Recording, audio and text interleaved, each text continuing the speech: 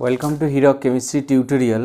আজকে আমরা দেখব পরমাণু গঠনের আর একটা নেক্সট, এটা আমাদের সম্ভবত থার্ড ভিডিও, ক্লাস 9 এটা।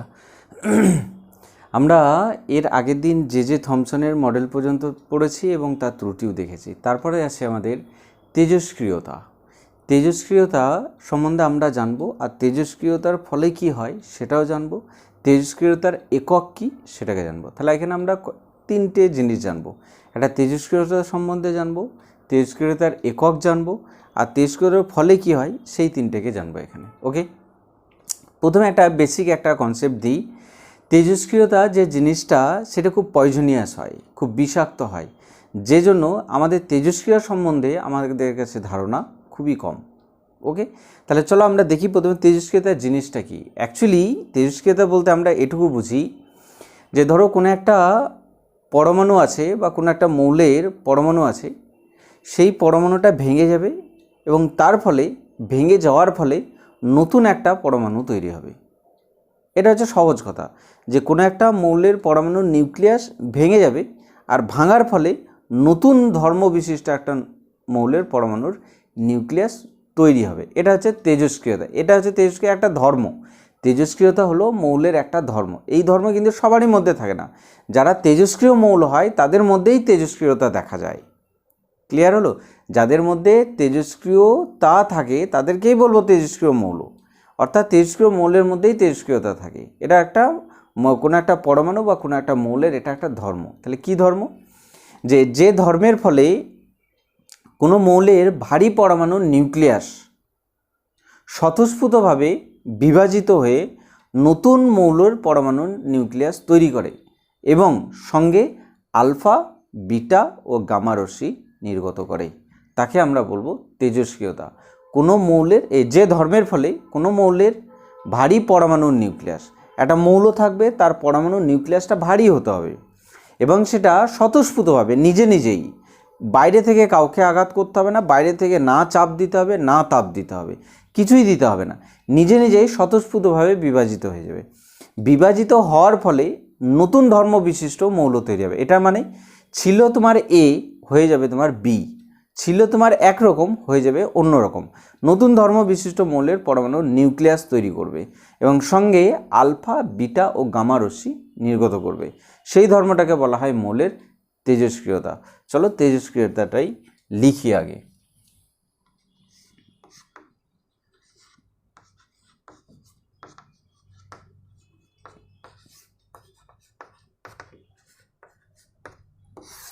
তেজস্ক্রিয়তা, তাহলে যে ধর্মের ফলে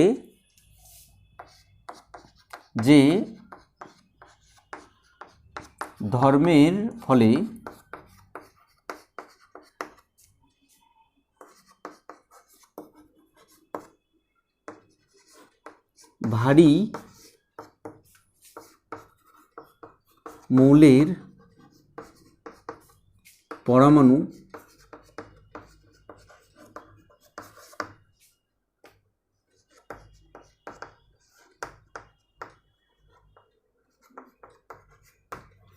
স্বতঃস্ফূর্তভাবে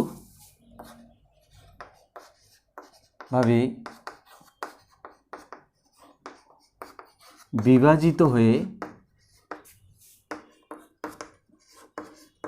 নতুন মৌলের পরমাণুর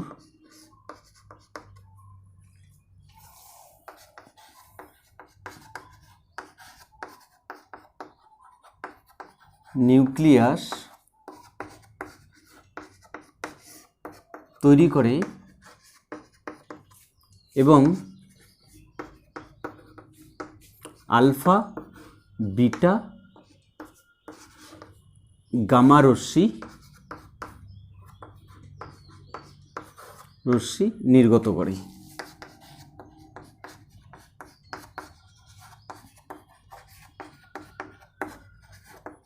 তাকে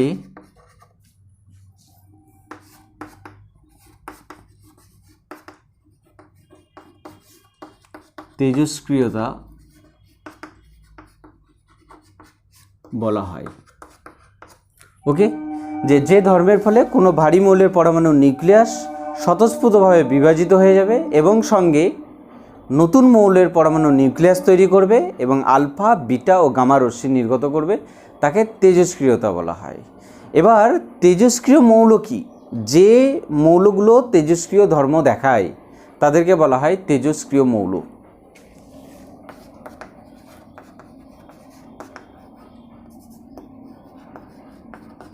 তেজস্ক্রিয় মৌল যেসব মৌল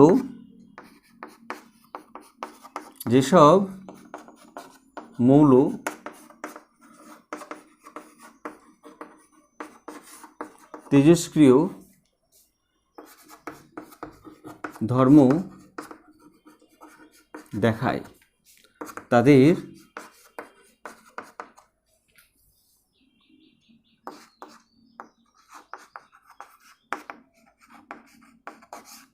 তেজস্ক্রিয় মৌল বলে। ক্লিয়ার হলো? যেসব মৌল তেজস্ক্রিয় ধর্ম দেখায় তাদেরকে তেজস্ক্রিয় মৌল বলা হয়। এক্সাম্পল দেখো, উদাহরণ কি? উদাহরণ হলো, লিখে রাখো, ইউরেনিয়াম,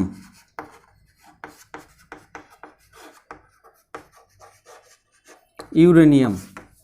লিখে রাখো থোরিয়াম,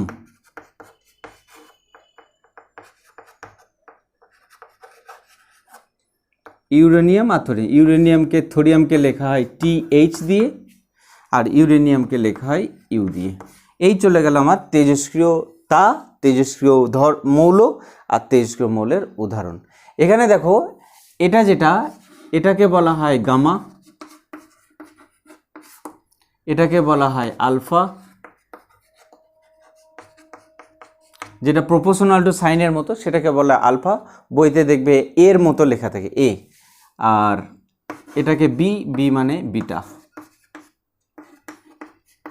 ঠিক, এটাকে বলা হয় গামা, এটাকে বলা হয় আলফা আর এটাকে বলা হয় বিটা। এবার আমরা দেখব যে তেজস্ক্রিয়তার ফলে যে আলফা, বিটা, গামা রশ্মি নির্গত হয় তাদেরকে কিভাবে ডিফাইন করলাম, কিভাবে বুঝতে পারলাম যেটা আলফা, এটা বিটা এবং তাদের ধর্ম সম্বন্ধে আমরা কিভাবে জানতে পারি। তার আগে একটা জিনিস বলে দিই, তেজস্ক্রিয়তা আবিষ্কার করেন বেকারেল। তেজস্ক্রিয়তা আবিষ্কার করেন বেকারেল আর তেজস্ক্রিয়তার এককও হলো বেকারেল। নোট ডাউন করে নেবে। তেজস্ক্রিয়তা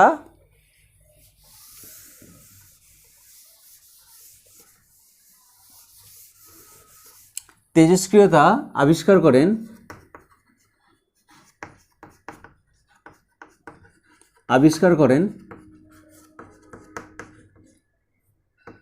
তেজস্ক্রিয়তা আবিষ্কার করেন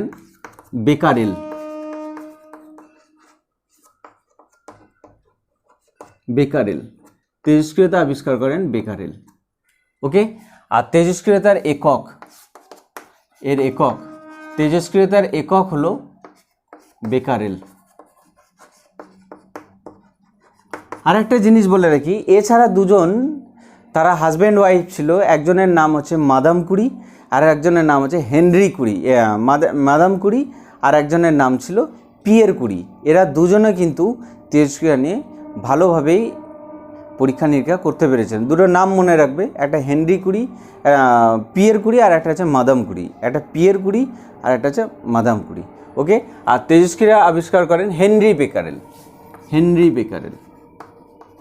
নাম পুরোটা মনে রাখাই ভালো। হেনরি বেকারেল তেজস্ক্রিয়তা আবিষ্কার করেন আর তেজস্ক্রিয়তার একক হলো বেকারেল। ক্লিয়ার? অ্যাকচুয়ালি যখন এই আলফা, বিটা, গামাটাকে কিভাবে বুঝতে পারলো আমরা সেটাকে বুঝি, যে আলফা, বিটা ও গামাটাকে বুঝতে পারলো কিভাবে। এরা এইভাবে একটা কাচের টিউব নিয়েছিল, বক্স নিয়েছিল। এই বক্সটাকে বায়ুশূন্য রাখা হয়,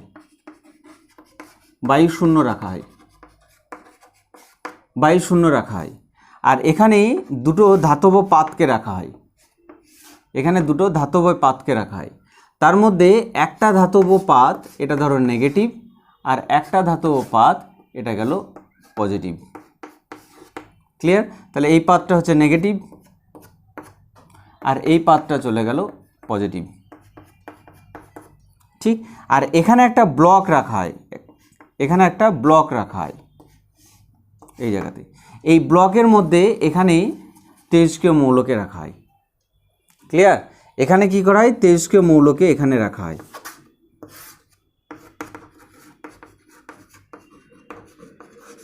তেজস্ক্রিয় মৌল হলো, আর এটা হলো ধাতব পাত। এটা গেল ধাতব পাত। ঠিক একইভাবে এটাও আছে ধাতব পাত। ধাতব পাত, যখনই এই ধাতব পাতের মধ্যে এই কারেন্ট যখনই চালনা করা হবে, তেজস্ক্রিয় মৌলগুলো এবার বিভাজিত হতে থাকবে। বিভাজিত হওয়ার ফলে এখান থেকে আলফা, বিটা ও গামা রশ্মি নির্গত হবে। কিভাবে বুঝতে পারছি? কিছু রশ্মি এখান থেকে বেরিয়ে সোজা চলে আছে, কিছু রশ্মি এখান থেকে সোজা বেরিয়ে চলে আছে। এই সোজা যে রশ্মিটা যেটা বেরিয়ে যায় তার নাম দেওয়া হলো গামা। হলো, কিছু রশ্মি সোজা বেরিয়ে না গিয়ে এরকমভাবে ঘুরে আছে, এটার নাম দেওয়া হলো আলফা। কিছু রশ্মি সোজা না গিয়ে এইভাবে এইদিকে বেরিয়ে আছে, এটার নাম দেওয়া হলো বিটা, আর এটার নাম দেওয়া হলো আলফা। তার মানে কি বুঝতে পারছি দেখো এখানে, ঠিক কিছু রশ্মি ডান দিকে বেঁকে আছে, কিছু রশ্মি বাঁ দিকে বেঁকে আছে, কিছু রশ্মি সোজা বেরিয়েছে। তার কারণ যখনই এখানে কারেন্ট চালনা করা হয়েছে, যে কিছু রশ্মি সোজা বেরিয়ে যাওয়ার অর্থ হচ্ছে সে নিস্তড়িত, না সে ধনাত্মক না সে ঋণাত্মক। অর্থাৎ এই গামা যেটা সেটা ধনাত্মকও নয় ঋণাত্মক না, আধানহীন, নিস্তড়িত। কিছু রশ্মি বাঁ দিকে বলতে এটা নেগেটিভ, ঋণাত্মক তড়িৎদ্বার, এটা ঋণাত্মক তড়িৎদ্বারের দিকে বেঁকে আছে।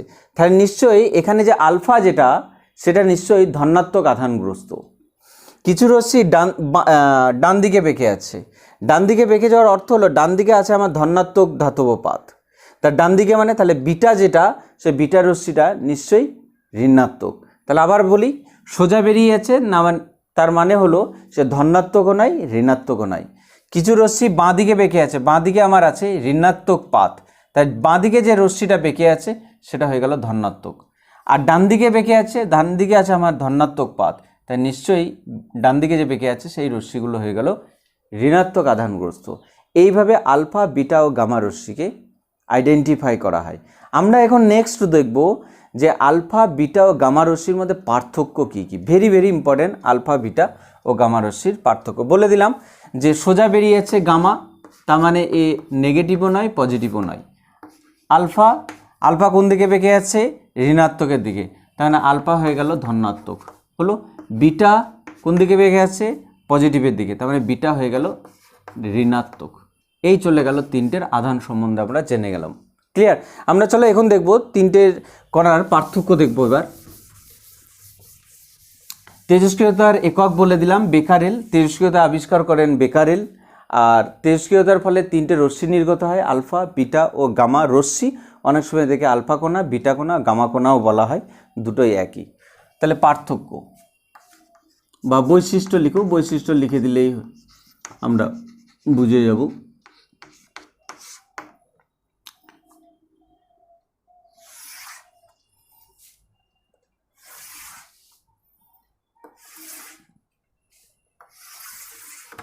এদিকে লিখছি গামা, এদিকে লিখছি বিটা, আর এখানে লিখলাম আলফা। হলো, আর এখানে লিখব ধর্ম। হলো, তাহলে প্রথমে দেখব প্রকৃতি। প্রকৃতি কি? আলফা কণা যেগুলো, সেগুলো হচ্ছে যে 2 একক ধনাত্মক আধান বিশিষ্ট কণার স্রোত, 2 একক ধনাত্মক আধান বিশিষ্ট কণার স্রোত। তাহলে আলফা হলো 2 একক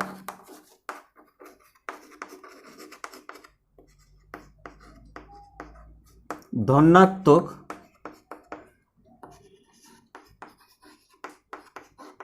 আধান বিশিষ্ট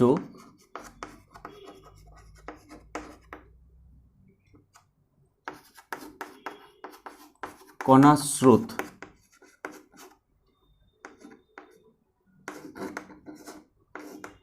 ক্লিয়ার? আর বিটা কণা যেটা, সেটা হচ্ছে ঋণাত্মক কণার স্রোত। বিটা কণা হলো ঋণাত্মক কণার স্রোত, ঋণাত্মক ইলেকট্রন কণার স্রোতও বলতে পারি। ঋণাত্মক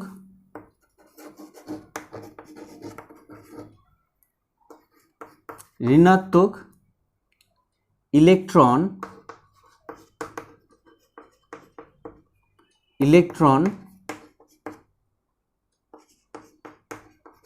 কণা স্রোত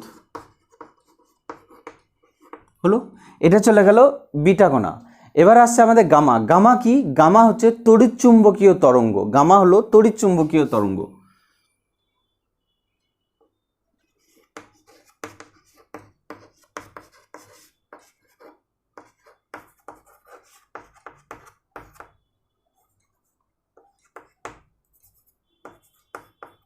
তড়িৎচুম্বকীয় তরঙ্গ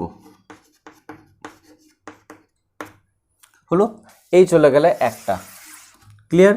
2 নম্বর দেখবো এদের আধান দেখবো, ভর দেখবো। 2 নম্বর এদের দেখবো ভর।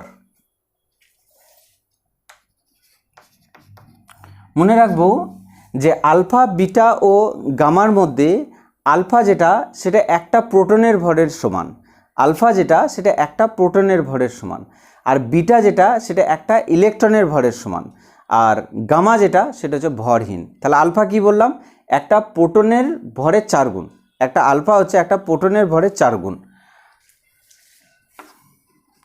একটা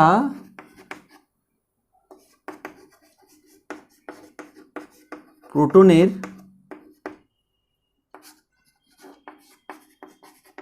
ভরের 4 গুণ। এটা হলো একটা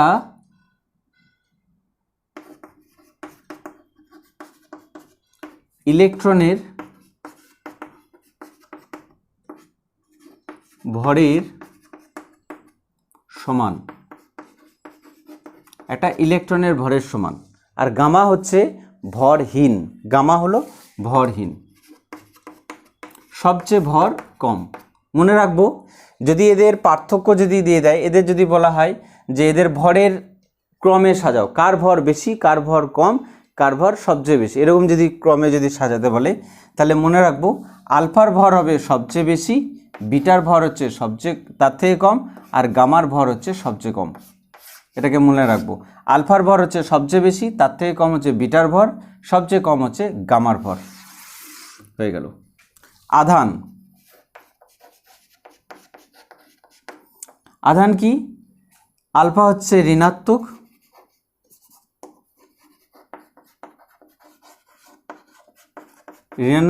অর্থাৎ নেগেটিভ, আর সরি আলফা হচ্ছে ধনাত্মক,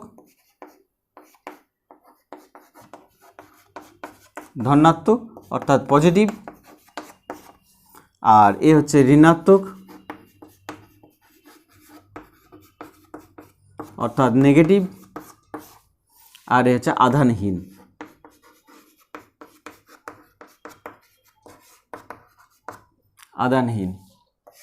এই চলে গেল লাস্ট। আর একটা যেটা ইম্পর্টেন্ট যেটা সেটা ভেদন ক্ষমতা।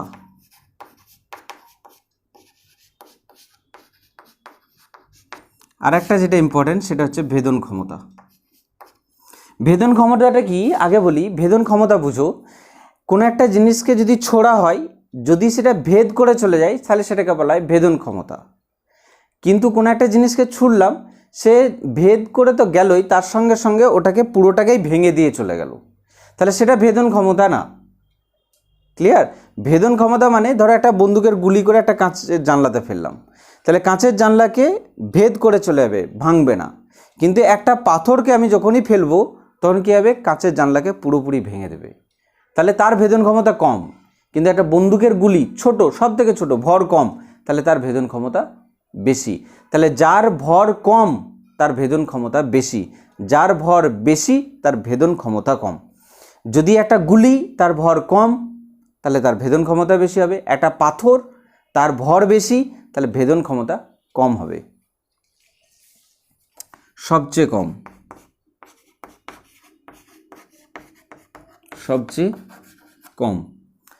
আর এখানে লিখব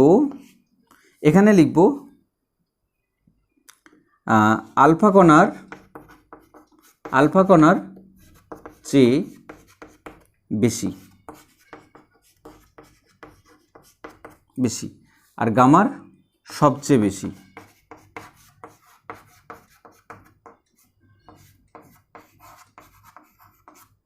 গামার সবচেয়ে বেশি। তাহলে এদের যদি অর্ডার যদি সাজানো হয়, এটা যেমন ভরের অর্ডার, তাহলে এর অপোজিট অর্ডার হবে। গামার হবে সবচেয়ে বেশি, তার থেকে কম হবে বিটার, আর সবচেয়ে কম হবে আলফার। মনে থাকে এই দুটো ইম্পর্টেন্ট খুব, যে আলফা কণার ভরের ক্রমে সাজাও, তাহলে আলফা বিটা ও গামা রশ্মির ভরের ক্রমে সাজাও, তাহলে আলফার ভর সবচেয়ে কম এই বেশি, আর গামার ভর সবচেয়ে কম, বিটার ভর হচ্ছে আলফার থেকে বেশি।